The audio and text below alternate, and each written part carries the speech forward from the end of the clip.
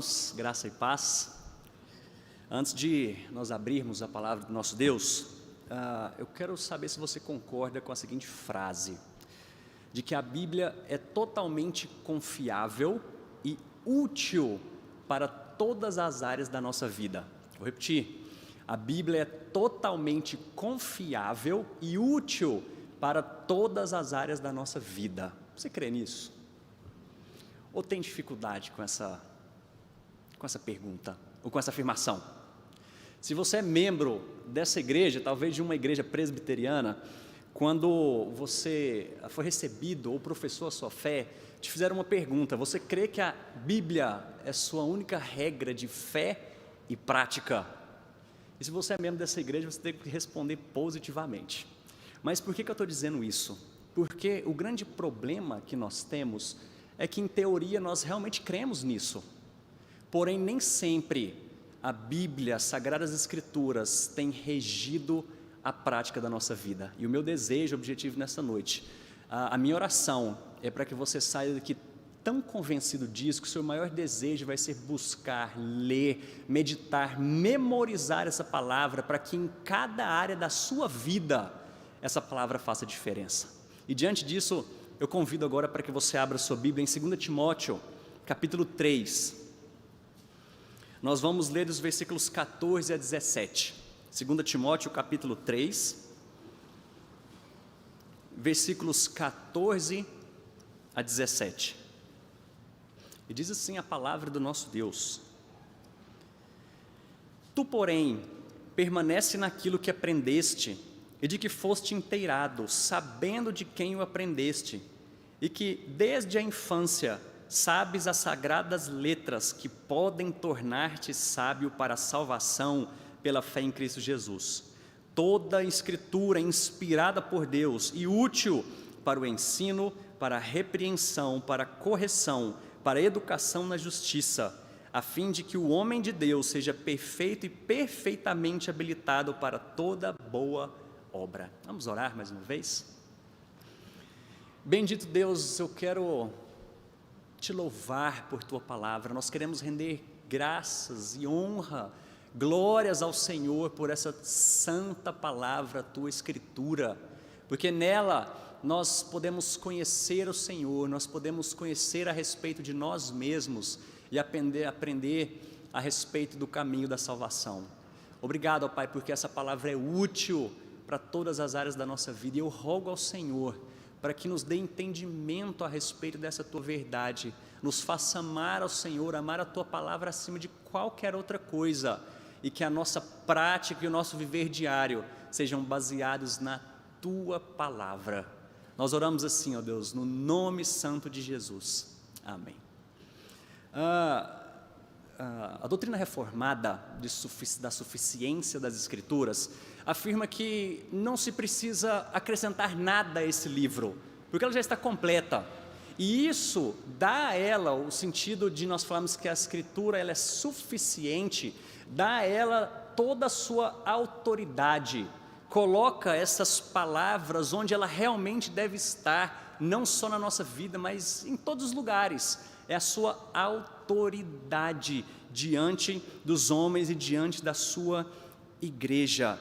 E ela reforça muito um dos grandes lemas da Reforma Protestante, que é o sola scriptura, ou somente a Escritura, as Escrituras, que fala para nós a respeito disso, que não é simplesmente que a gente não precise, talvez, de outras pessoas nos ensinando a respeito do entendimento das Escrituras, como livros, como uma pregação, como professores, como escola bíblica dominical, bons livros, vídeos que a gente tem muito acesso hoje. Mas o que ela quer dizer é que tudo na nossa vida precisa passar pelo crivo das Escrituras. Afirma exatamente esse ponto, que ela deve ser, a sola Escritura, somente a Escritura, ela é a autoridade final na vida do crente. E é sobre isso que eu gostaria que a gente pudesse pensar um pouco a respeito dessa verdade. E interessante que quando a gente fala sobre autoridade, essa palavra, esse termo por si só, diante das Escrituras, ela não é suficiente para convencer alguém a respeito desse fato, a respeito dessa frase, dessa afirmativa, de que ela é a autoridade ou autoritativa diante de nós. Nós precisamos muito do auxílio do Espírito Santo para nos convencer de fato, porque muitos, como eu disse antes, muitos podem até falar isso, muitos podem até ter balançado a cabeça, falar, acho que é verdade isso daí, mas é diferente de nós termos isso no coração e uma vida completamente transformada por essas palavras. Então, baseado em que você toma suas decisões? Baseado em que você forma as suas opiniões? Baseado em que você faz postagens nas redes sociais? Baseado em que você educa seus filhos? Baseado em que você escolhe um cônjuge? E diante de tudo isso, qual é a autoridade máxima final que você adota como resposta para a sua vida, mas de forma coerente com aquilo que você diz crer? Só para a gente poder entender um pouquinho melhor, Paulo dá muita ênfase na importância das Sagradas Escrituras na vida de Timóteo. Ele sempre vai falar a respeito disso. A gente pega a primeira e aqui a segunda carta, principalmente a segunda, ele vai falar e sempre a estimular Timóteo, jovem Timóteo, pastor de Éfeso, da igreja de Éfeso, a realmente dar valor a essa escritura, a se empenhar nela e sempre ensiná-la, entendendo que ela é a palavra de Deus. Quando a gente vai para o capítulo 1, versículo 14, Paulo vai dizer, guarda o bom depósito. A ideia ali é de tesouro, guarda esse tesouro.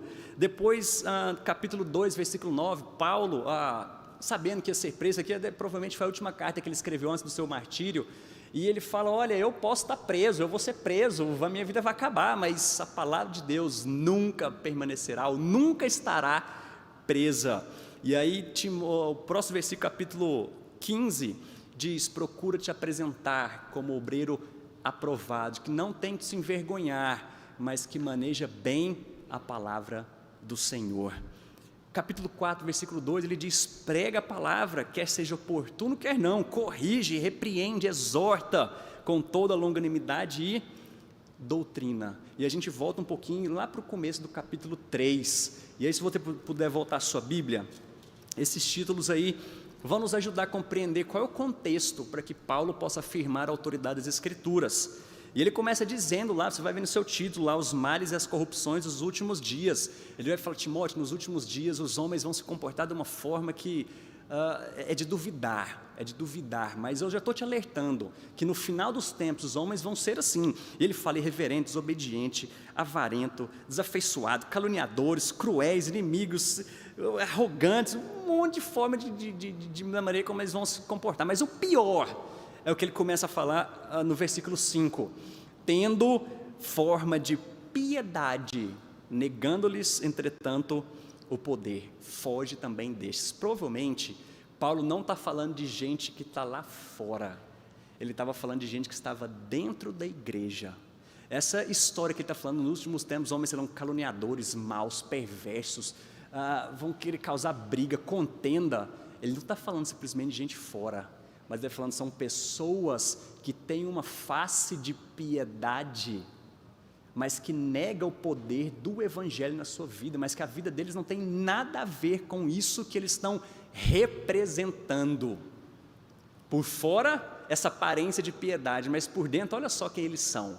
E ele fala, esses homens entram até nas casas das mulheres e corrompem, elas jamais vão chegar à verdade por conta dessas pessoas. Ele diz, cuidado com essas pessoas. E aí então ele em seguida, a partir do versículo 10, fala, Timóteo, eu sei que está firme na palavra do Senhor, eu te conheço muito bem, eu sei que você vai permanecer aqui. Porém, versículo 12, ora, todos quanto querem viver piedosamente, de forma próxima a essa palavra, ao Senhor Jesus Cristo, querem se parecer com Jesus Cristo e vivem dessa maneira, olha só, serão perseguidos. Essa era a realidade para a qual Timóteo estava alertando. Se você quer viver de forma reta, plena, diante de Deus, das Sagradas Escrituras e de acordo com Jesus Cristo, se prepara, porque aquele que quer viver dessa maneira reta, piedosa, vai ser perseguido. E então, como que Timóteo poderia permanecer firme em relação a essas coisas que iam acontecer? Como que nós, cristãos, podemos permanecer firmes diante da realidade que nos cerca. Eu não estou falando simplesmente de perseguição, mas eu estou falando de todas as ideias, ideologias, pensamentos, tudo que nos cerca. Como que a gente permanece firme? E Paulo vai dizer, na palavra. Permaneça firme na palavra. E por que a Bíblia é suficiente e autoridade na vida do jovem Timóteo pode ser para nós diante de qualquer situação? Em primeiro lugar, a gente vê aqui porque a Bíblia serve ao propósito da redenção. Ela aponta, mostra, nos direciona o caminho da salvação. Olha só o que Paulo vai dizer no versículo 14. Tu, porém, permanece. Estava dizendo daquelas outras pessoas, lembra do contexto aí, né? Falando o que vai vir nos últimos dias. Tu, porém, permanece naquilo que aprendeste, de que foste inteirado, sabendo de quem o aprendeste, de que desde a infância sabes as sagradas letras. Ele está retornando aqui, depois se você voltar no capítulo 1, versículo 5, há uma citação aqui de quem Timóteo aprendeu. E aí Paulo vai falar, a fé que habitou primeiro na sua avó Lóide, depois na sua mãe, e eu sei que habita em você. Está falando, lembra dessas palavras, lembra de quem te ensinou. Antes um pouquinho, Paulo ainda vai falar nos versículos anteriores, eu te ensinei também sobre essas coisas, sobre o caminho, sobre a verdade. Permanece firme, sabe por quê? Essa palavra é autoridade na sua vida e vai te ajudar a permanecer firme diante de qualquer situação, porque ela vai te fazer, versículo 8 diz para nós, versículo 15, porque elas podem te tornar sábio para a salvação pela fé em Cristo Jesus. A Bíblia é um desenrolar da história da redenção. Hoje de manhã nós ouvimos sobre a queda, Gênesis capítulo 3. Essa história começou um pouco antes, e eu quero relembrar todos vocês, apesar de já saberem muito bem dessa história, mas Gênesis afirma para nós que Deus criou todas as coisas pelo poder da sua palavra. Aí já começa a mostrar quem é o Deus que a gente serve, quem é o Deus que está presente aqui nesse dia. É o Deus que pelo poder da sua palavra criou todas as coisas. E ele disse no final que tudo era bom. Mas teve uma coisa, ele falou, não é bom que o homem esteja só. Criou então a família, o casamento, tudo isso. Mas e aí veio a palavra que a gente ouviu de manhã, que eu fiz referência, a serpente mais sagaz do que todos os outros animais, vai lá e engana, ludibria Eva e Adão, e pelo pecado da incredulidade, eles caem no erro. E aí a gente vai para alguns outros textos na Sagrada Escritura, Paulo fala muito isso, quando você vai para Romanos, vai falar por causa do pecado de um homem, entrou a morte no mundo. E agora o salário do pecado qual que é? Ou a consequência do pecado? A morte. E se você é pecador, se um dia você já contrariou a santidade do Senhor, seja qual for o seu pecado, a consequência disso, diante de um Deus que é santo, puro e justo, é a morte, é pagar por esse pecado. Mas a história então continua, ela não termina em Gênesis 3, quando o próprio Deus começa a afirmar, olha, o seu descendente da mulher, vai ferir o descendente da serpente, vai ferir o calcanhar, mas o descendente da mulher vai esmagar a cabeça da serpente. Ali já começa a anunciar todo o desenrolar dessa história, onde seria o ápice de tudo isso, onde Jesus sendo anunciado, olha, vocês vão ter que pagar por causa da desobediência. E agora, como pecadores, quem poderia estar diante de Deus? Então vem o Deus Filho, que de forma voluntária se oferece, fala, eu vou me fazer homem, eu sou Deus Filho, mas eu vou me fazer homem, e Ele habitou nessa terra, e essa história então caminha para a crucificação de Cristo. Toda essa história apontando, e quando a gente vê todo o sacrifício, todo o Antigo Testamento mostrando os sacerdotes, os reis, os profetas e tudo o que eles faziam, apontando claramente para Jesus Cristo, aquele que era único capaz de morrer para pagar pelos nossos pecados. Mas a história continua, Jesus não permanece morto, ao terceiro dia Ele está ressurreto.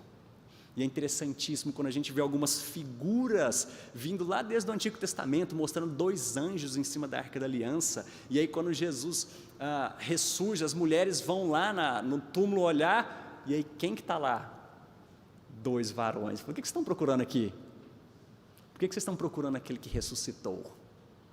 E aí então a história continua, Jesus é visto por muitas pessoas, ele sobe aos céus. E quando está todo mundo olhando, a história nos conta que outros 2 homens, 2 anjos do Senhor aparecem. Por que vocês estão olhando para cima? Agora ele está conosco através do Consolador, o Santo Espírito. E aí Jesus fala, eu estou indo preparar morada para vocês. E eu vou voltar para buscá-los. Essa é toda essa história que ele diz aqui, que pode nos tornar sábio para a salvação em Cristo Jesus, apontando a centralidade de Cristo nessa história, porque se não for por Ele, meus irmãos, não tem como nos achegarmos diante desse Deus. Essa afirmação de que a Escritura é a autoridade da nossa vida, ela não vai passar de palavras, mas através de Jesus Cristo e a transformação do Santo Espírito, agora essas palavras podem fazer sentido no meu coração e na sua vida. Essa que é a história de toda a redenção, que pode te tornar sábio para a salvação em Cristo Jesus, não por seus méritos, não por você, não por quem você é o que faz, mas por Jesus Cristo. E é interessante a gente olhar toda a Bíblia, o valor que ela dá para essa Sagrada Escritura, que ele diz aqui as Sagradas Letras, né, que é uma outra forma de falar a respeito das Escrituras. A gente vai para o Salmo 119, semana passada teve uma exposição aqui do pastor Erley, de uma porção do Salmo 119, ele falou para nós lá que cada verso, cada um dos 22 versos, ou parágrafos que a gente tem dentro do Salmo 119, é uma letra do alfabeto hebraico. Se a gente fosse trazer isso para o nosso aqui, para o nosso alfabeto, era como se fosse de A a Z. E aí, uma comparação assim, acho que muitos já viram aqui multivitamínico, que é de A a Z, serve para tudo. Serve para tudo na sua vida, esse multivitamínico. É como se a Bíblia fosse esse remédio, de A a Z. Tudo na sua vida tem solução. E está aqui, nas Sagradas Letras, e a gente pega alguns versos conhecidos, do valor que se tem, versículo 11 do Salmo 119, guardo no coração as tuas palavras, para não pecar contra ti, versículo 14, mais me regozijo com o caminho dos teus testemunhos, do que com todas as riquezas, Salmo 119, 103, quão doces são as tuas palavras ao meu paladar, mais do que o mel à minha boca, lâmpada para os meus pés é a tua palavra e luz para os meus caminhos, versículo 105, e para fechar isso daqui, Salmo 119, 127, amo os teus mandamentos mais do que o ouro refinado. E por que o salmista fala desse grande valor? É doce como mel na boca, é mais desejável que qualquer riqueza, porque não há dinheiro que pague a sua eternidade. Esse é o valor das Escrituras, porque elas falam a respeito de um caminho que te torna sábio para a salvação.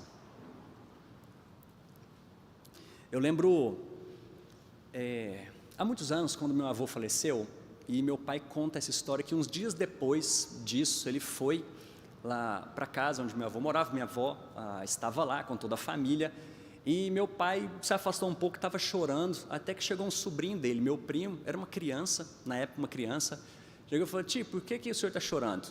Eu falei, porque eu estou sentindo falta do meu pai, né? É muito ruim ficar sem ele aqui. E ele, na sua sabedoria, aquela criança, eu não estou sendo irônico, aquela criança na sua sabedoria disse, mas você não vai reencontrar com ele no céu? Não precisa chorar. É claro que a gente entende a questão da dor, da perda, do luto, não estou tirando isso daqui não, mas olha só porque que essas palavras são preciosas, porque elas trazem esperança para cada um de nós. Esse é o valor dessa palavra, por isso que o salmista vai dizer, isso é mais valioso que qualquer outra riqueza, e é por isso que eu posso confiar, porque essa é a palavra que indica a salvação. Mas ele não para por aí, ele diz que a Bíblia é suficiente autoridade na vida de Timóteo, na minha e na sua, porque ela é completamente confiável, não só porque ela aponta o caminho da redenção, mas porque ela é confiável. Olha só como o texto continua, versículo 16, toda Escritura é inspirada, toda a Escritura é inspirada, isso significa que Deus é o originador dessa palavra, e visto que vem de Deus e ele é confiável, essa palavra é confiável. Mas vamos tentar entender aqui o que Paulo está querendo dizer com toda a Escritura. Toda vez que essa palavra aqui, é mais de 50 vezes que aparece em toda a Bíblia, essa história de Escritura. Nós podemos pensar aqui em algumas porções do Antigo Testamento. Nós vamos ver alguns textos do Evangelho se referindo a algumas porções muito particulares do Antigo Testamento, ou falando sobre todo ele, ou também pegando algumas passagens aqui, a gente vai ver nos Evangelhos, Paulo falando, principalmente em 1 Coríntios também, falando de porções do Novo Testamento, inclusive as suas cartas, que Paulo considerava como Sagrada Escritura. Lá em 1 e 2 Coríntios ele vai falar sobre isso, a autoridade que as palavras dele têm, porque era a palavra de Deus.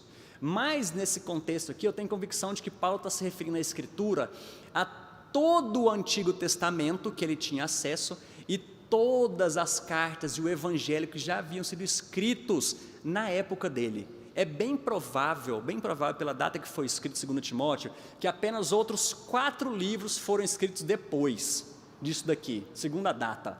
Então, o que Paulo está falando aqui, olha, tudo isso daqui.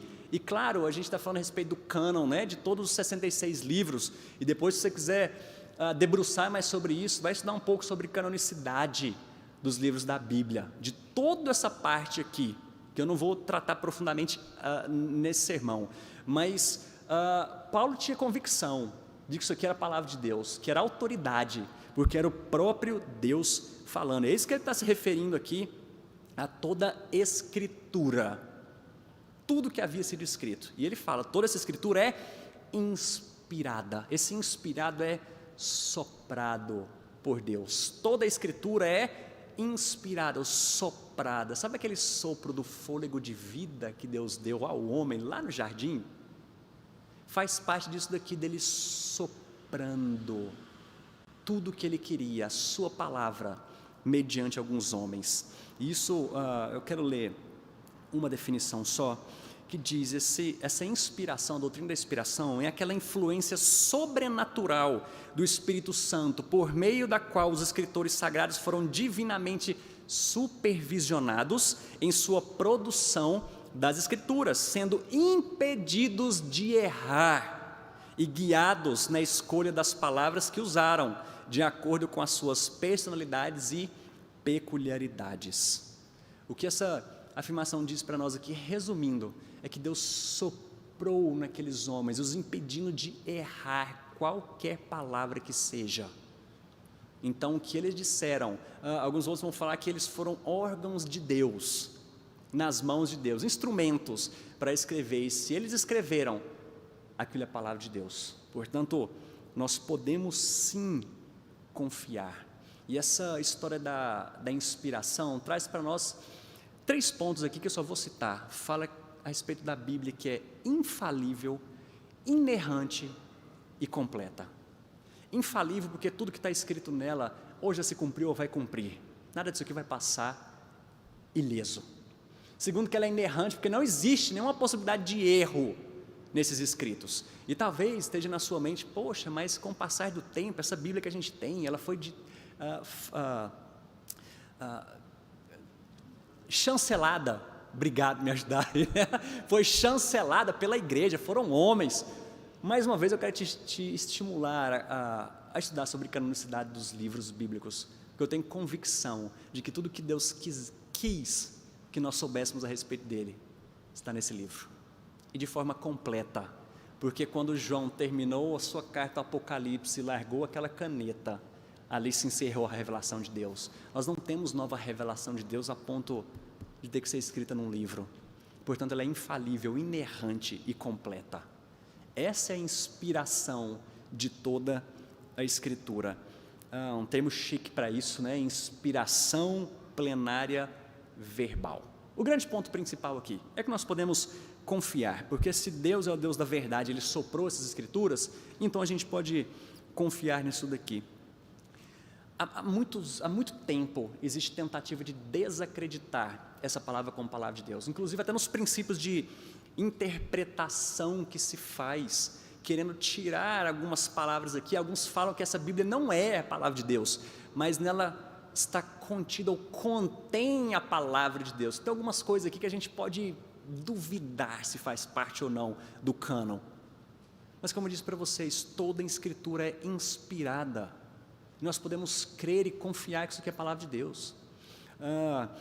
A história nos conta a respeito de Lutero, quando ele escreveu as suas teses, e aí então se promulgou a dieta de Worms, em que ele foi chamado diante dos arcebispos, diante das autoridades da igreja romana, para que ele pudesse se retratar e negar tudo aquilo que ele havia escrito e falado.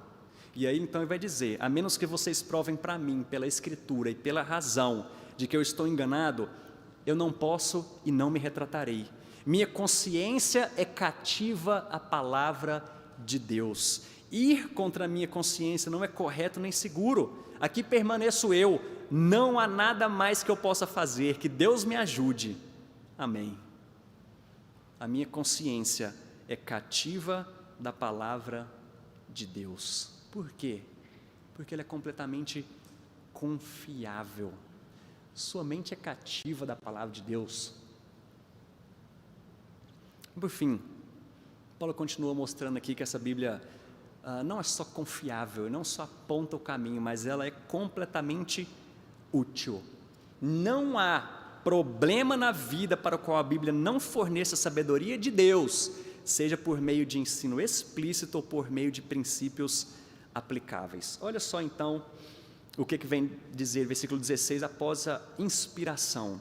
Toda a Escritura é inspirada por Deus e útil para o ensino, para a repreensão, para a correção e para a educação na justiça. E aí vamos pegar rapidamente esses termos aqui que ele está dizendo.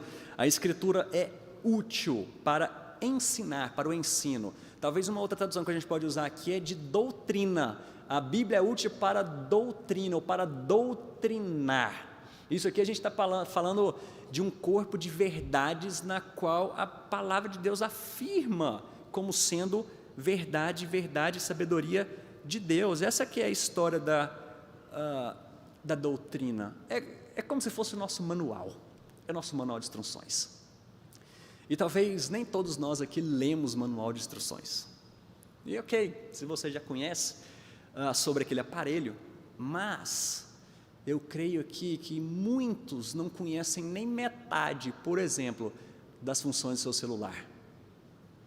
Muitos usam o celular aqui para tirar foto, mas às vezes nem conhece todos os recursos de fotografia que o seu celular tem. Usa para uma rede social, para mandar uma mensagem, mas esses aparelhos novos, eles são fantásticos. E se a gente talvez tivesse lido um pouquinho melhor, não um manual, porque não existe um manual, mas feito alguns cursos, aprofundado, você conheceria com muito mais clareza a respeito dessas funções. A Bíblia é da mesma forma, ela é útil para o ensino, para a doutrina, e para isso nós precisamos estudar a palavra de Deus. Isso não vai chegar a nós, como foi para Paulo, né? Foi revelado a ele e ele caminhou, já foi revelado para nós, e nós precisamos estudar essa palavra, a fim de sermos ensinados e doutrinados. Interessante ver como o povo está faminto por essas doutrinas da palavra de Deus. E é por isso que nós prezamos tanto dentro da igreja presbiteriana, nessa igreja, a respeito do ensino, porque essa palavra é útil para nos ensinar. E aí ele continua falando também que ela é útil para repreensão, e essa repreensão aqui, a ideia de reprovar, de refutar um oponente. A Bíblia, ela é útil para repreensão, e essa repreensão é apontar, de forma resumida aqui, é apontar os nossos pecados. A lei serve para isso e serviu para isso, para mostrar os nossos pecados. Mas talvez você esteja pensando, poxa, mas para que eu vou querer aprender mais dessa Bíblia para que ela mostre o que está errado na minha vida? Tem gente que brinca que não gosta de ir ao médico, porque toda vez que vai descobre um problema. Eu falei, mas isso não é bom? Porque se você sabe que tem um problema, você vai tratar. Com a Bíblia é a mesma coisa. Ela serve para repreender, no sentido de apontar e mostrar o que está errado em nós. E por que nós fazemos isso? Porque o pecado vai arruinar a sua vida. Por que nós nos colocamos diante dessa palavra? A fim de que ela nos repreenda, porque o pecado vai arruinar a sua vida. E é por isso que nós nos colocamos diante dela. Conta-se uma história de um garotinho que amava geleia de morango, amava. E a sua mãe, certo dia, fez essa geleia e colocou em cima de uma prateleira e falou para ele: não mexe por enquanto, daqui a pouco a gente vai reunir todo mundo aqui, a gente vai comer, não mexe. Ele aguentou por um tempo, mas não foi por muito tempo. Ele pegou uma cadeira, subiu, seus braços mal alcançavam lá no pote, mas ele conseguiu e comeu uma parte até que a sua mãe chegou. E ele tentando disfarçar, desceu ali, ficou paradinho, e a mãe dele, vendo aquela situação, perguntou: você comeu da geleia? Ele olhou para os olhos dela e falou assim: não. Ele perguntou pela segunda vez, ela perguntou pela segunda vez: você comeu dessa geleia? Ele já baixou os olhos para a linha da cintura dela e falou: não. A mãe perguntou pela terceira vez: você comeu dessa geleia? Ele abaixou um pouquinho mais o olho para os pés dela e falou: não, não comi. Ela perguntou pela quarta vez: você comeu dessa geleia? Ele abaixou mais um pouco e viu a mancha de geleia na sua camisa. A Bíblia faz isso conosco.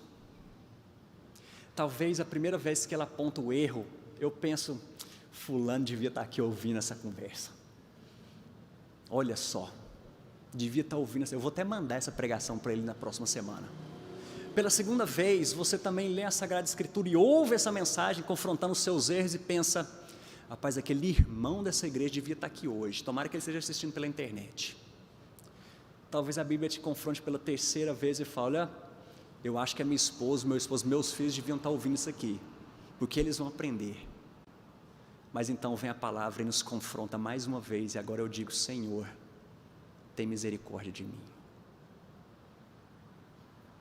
Essa é a palavra que é útil para a repreensão, e esse é um aspecto negativo, mas vem o próximo, porque no aspecto positivo disso que a gente está vendo, porque ele diz: se ela é útil para a repreensão, ela é útil para a correção. A Bíblia não só aponta onde nós estamos errados, mas ela agora nos ergue, e essa correção é uma tradução que a gente entende a correção talvez como corrigir alguém, né, de dar uma repreensão no sentido anterior, mas ele fala: não, ele já foi apontado o erro, ele falou: agora levanta, levanta que eu vou te apontar o caminho, levanta que eu vou trazer conforto e consolo para o seu coração. E aí vem a próxima, quando ele diz que ela é útil para educar na justiça. Ela não só levanta o pecador, mas agora diz: eu vou caminhar com você, eu vou te apontar o caminho no qual você deve trilhar. Ele diz então para educar na justiça, é treinar, instruir no caminho que ele deve andar. E talvez isso já tenha te lembrado de algum outro versículo, apesar de eu achar que é uma tradução um pouco equivocada, essa história de educa a criança no caminho que deve andar. Ok, mas vamos pegar isso, essa história de caminhar, educar, de instruir e apontar e seguir juntos para a justiça. E aí você vai lembrar de Jesus falando: buscar em primeiro lugar o reino e a justiça de Deus, vida de retidão, vida de santidade. E se você quer uma vida assim, palavra. E qual o resultado de tudo isso? Você entende que essa palavra é autoridade na sua vida, porque ela te aponta o caminho da salvação, porque ela é extremamente confiável em tudo que ela diz, e porque ela é útil para todas as áreas da sua vida. Qual que é o resultado disso? E Paulo vai falar, versículo 17: a fim de que o homem de Deus seja perfeito e perfeitamente habilitado para toda boa obra. Essa história de perfeito, quando a Bíblia fala isso, e Paulo principalmente fala disso, está falando de maturidade, crescimento. Agora não é mais aquela criancinha que precisa de leite espiritual, agora você amadureceu, e essa palavra de amadurecer, ela sempre tem muito a ver com se parecer com Jesus Cristo. Você é um crente maduro se você se parece com Jesus Cristo. Sabe aquela história de o que Jesus faria? Daquele livro, Tempo Serinha, filme, o que Jesus faria? Você entende muito bem o que Jesus faria. Você entende não só o que ele faria, mas você sabe o que ele fez. E você age da mesma maneira. Isso é ser um crente maduro. E diante disso, por fim, você vai estar perfeitamente habilitado para toda boa obra. Essa história de perfeitamente habilitado, eles usavam para ou uma carroça ou um barco salva-vidas que estava completamente equipado para cumprir o papel deles. Imagine, talvez uma ambulância nos nossos dias, completamente equipada, certo? Tem tudo o que precisa para cumprir o papel dela. Ele está falando isso aqui do crente. Olha, se você entende que a Bíblia é autoridade, você busca isso acima de todas as coisas, você está equipado para poder servir no reino de Deus. Porque vocês parecem com Jesus. E esse servir no reino de Deus tem a ver com o lugar que você está, onde Deus te colocou.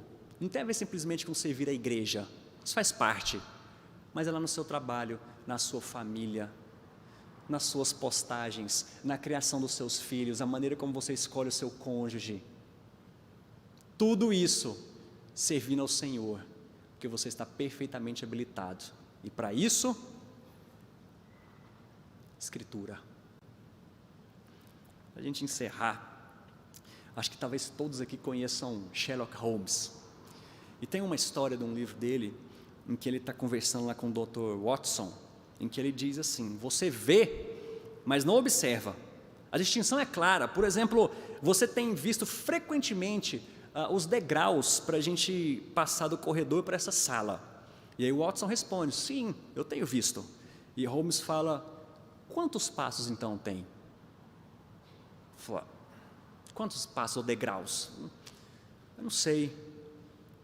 E aí Holmes fala: exatamente, você não observou, e ainda assim você viu. Esse é apenas o meu ponto. Agora eu sei que existem 17 passos, porque eu vi e observei. Você tem tratado a Bíblia como Holmes ou como Dr. Watson? Você só tem visto o que essa palavra fala, ou você observa isso para a sua vida? Meu desejo, como eu disse no começo, é para que você saia daqui desejando conhecer cada dia mais essa palavra, para que você possa aplicá-la de forma coerente e consistente em todas as áreas da sua vida. Essa semana nós estamos pegos aí com a ideia de um aborto, de estupro. Há poucos dias a respeito do racismo. As coisas que você pensa a respeito disso, elas passam pelo crivo das Escrituras? Ou onde você tem aprendido essas ideias que você tem na sua mente? Quem é autoridade sobre a sua vida? E aí é tempo da gente responder: você realmente crê que a Bíblia é confiável e útil para a sua vida? Ou é só um livro que fala talvez de uma espiritualidade ou algo assim? E se você não conhece Jesus Cristo, essa palavra fala de algo que pode te tornar sábio para a salvação, que pode te dar esperança. Creia, busque conhecer a verdade, entregue seu caminho ao Senhor, porque essa é a verdadeira sabedoria. Vamos orar?